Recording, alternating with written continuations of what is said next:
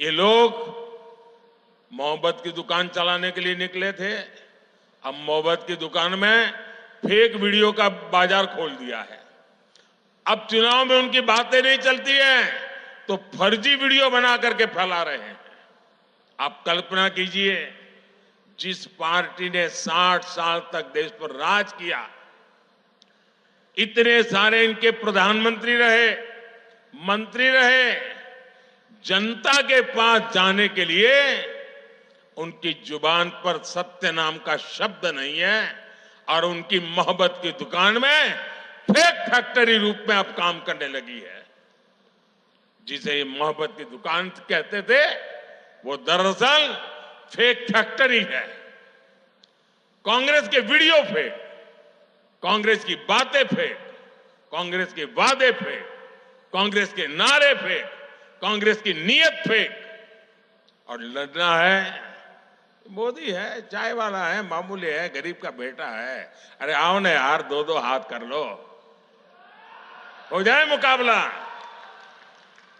ये दाल भात खाने वाला क्या करता है दिखा देगा। अरे हिम्मत है तो सामने से वार करो, ये फेक वीडियो का गेम बंद करो। कुछ पल लोगों को आप गुमराह कर पाओगे, लेकिन इसकी बहुत बड़ी सजा भी ये देश आपको देगा। साथियों, इन लोगों ने चलाया है, मोदी 400 सीट इसलिए मांग रहा है कि आरक्षण। अरे उनको मालूम नहीं, आज भी पार्लियामेंट जो 5 साल चली, एनडीए के 360 तो करीब करीब एमपी थे और बीजेडी जैसे लोग जो हमारे एनडीए में नहीं थे, आंध्र की वाईएसआरसीपी हमारे एनडीए में नहीं थी, जो हमें समर्थन करते थे, वैसे भी पार्लियामेंट में 5 साल मेरे पास 400 की ताकत तो थी ही।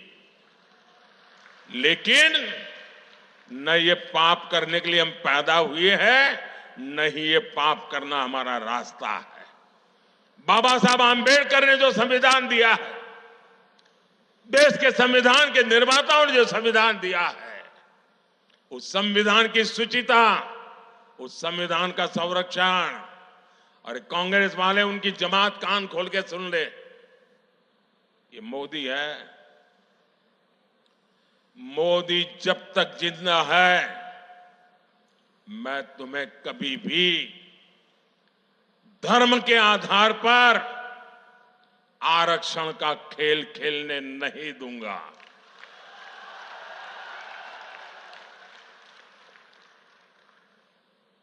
एससी, एसटी, ओबीसी और सामान्य वर्ग के गरीब, उनको जो आरक्षण मिला है, संविधान के तहत मिला है, बाबा साहब आंबेडकर के आशीर्वाद से मिला है, उसमें रत्ती भर भी कोई लूट नहीं सकता है। तुम्हारा जो इरादा है, वो इरादा है कि दलित समाज, आदिवासी समाज, पिछड़े समाज के लोग, सामान्य वर्ग के गरीब लोग, जिनको आरक्षण मिला है, उस आरक्षण में से लूट चलाकर धर्म के आधार पर तुम मुसलमानों को आरक्षण देना चाहते हो। मैं आज कांग्रेस के शाहजादे को, कांग्रेस पार्टी को और कांग्रेस के सारे गाजे बाजे बजाने वाली जमात को चुनौती देता हूं। मैं उनको चुनौती देता हूं, अगर उनमें हिम्मत है तो घोषणा करें कि वे कभी भी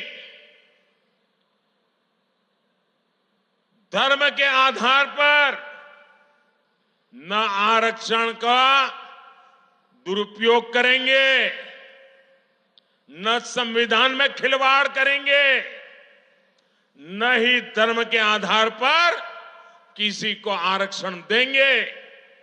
घोषणा करो, हिम्मत हो तो।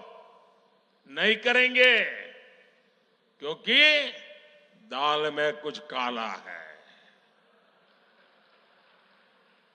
मैं डंके की चोट पर कहता हूं उनको, और मैं दुनिया और देश के सामने रिकॉर्ड पे कह रहा हूं,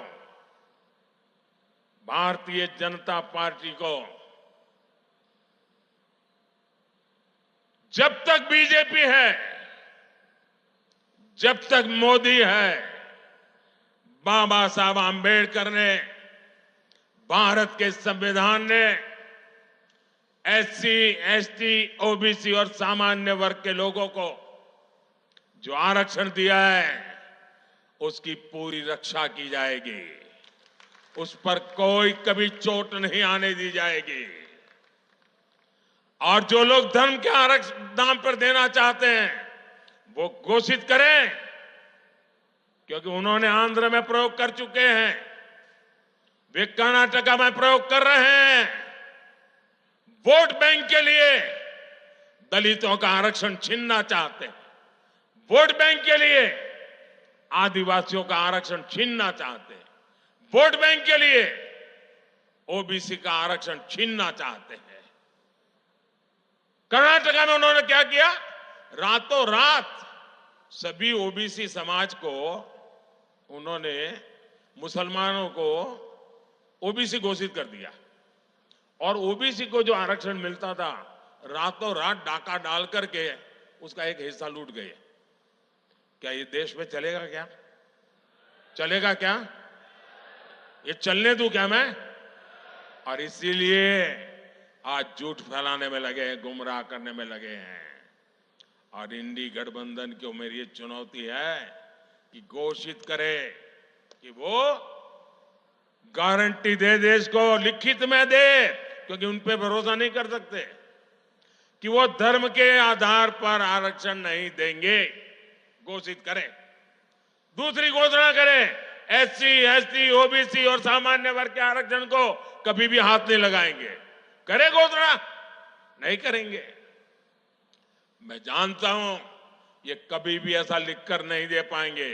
और देखना आप, मीडिया का उनकी जो जमात है ना, जो उनके गाजे बाजे बजाते हैं, वो मेरी इस चैलेंज को ही दबा देंगे, क्योंकि उनकी रक्षा में लगे हैं।